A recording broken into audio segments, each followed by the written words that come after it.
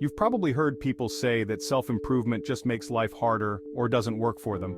Maybe you felt that way too, like you're stuck in this loop of learning how to be better but never actually seeing results. Let me explain why that happens and why self-improvement, when done right, actually makes life easier, not harder. Let's start with something we've all been through. You discover something like NoFap, get excited, but then keep relapsing. It feels like you're trying, but nothing's changing, and that's frustrating, right?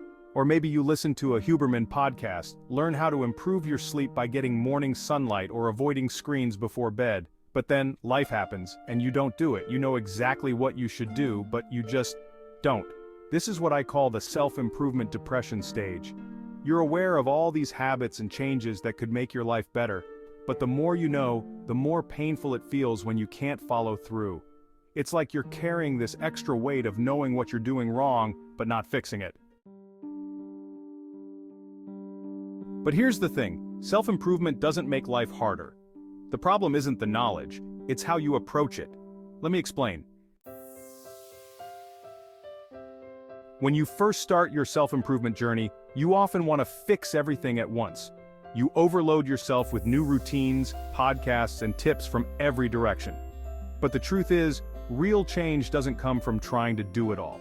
It comes from focusing on small, manageable habits that you can actually stick with.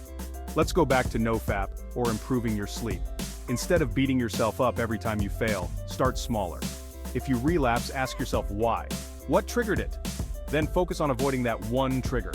If you're not getting sunlight in the morning, start with just 5 minutes outside. These tiny changes build up over time, and you'll slowly start to see progress. Self-improvement isn't about perfection. It's about making life easier by building habits that reduce stress and help you grow naturally over time. The more you practice these small habits, the more you realize that it's not about failing, it's about learning. Every time you slip up, you're just getting closer to understanding what works for you. So the next time you feel like self-improvement isn't working, take a step back. Focus on one habit, one change, and build from there. Over time, you'll see that self-improvement doesn't add to your problems, it gives you the tools to handle them better. And hey, if you found this video helpful, please consider subscribing to our channel. Your support means a lot to us.